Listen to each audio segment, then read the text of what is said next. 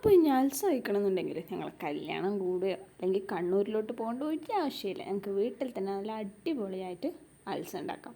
അതിന് വേണ്ടിയിട്ട് കുതിർത്ത് വെച്ച ഗോതമ്പ് ഞങ്ങൾ കുക്കറിലോട്ടിട്ട് അതിലേക്ക് കുറച്ച് ആവശ്യത്തിനധികം വെള്ളം ഒഴിച്ച് ഞങ്ങൾ എന്ത് ചെയ്യാം, ഉള്ളിയും ഇഞ്ചിയും വെളുത്തുള്ളിയും കുറച്ച് ഉപ്പുമൊക്കെ ഇട്ട് ഒരു 6 വിസിലാക്കി എടുത്ത് വേവിപ്പിച്ച് എടുക്കാം.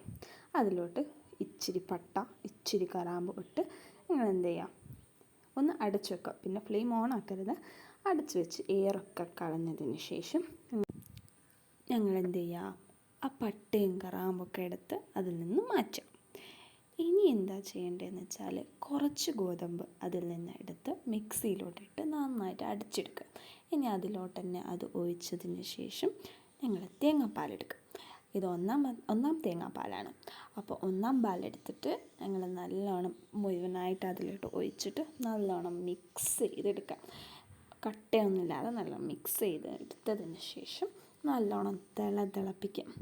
തിളപ്പിച്ചതിന് ശേഷം ഒരു ചെറിയ പാൻ എടുത്തിട്ട് അതിലോട്ട് നല്ല പശുനെയ്യ് എടുക്കുക. പശുനെയ്യ് ഒഴിച്ചതിന് ശേഷം പിന്നെ ഒരു ഹാഫ് ഓണിയനും കുറച്ച് കാഷ്യൂനട്ടൊക്കെ എടുത്ത് നന്നായിട്ട് വറുത്തെടുക്കുക.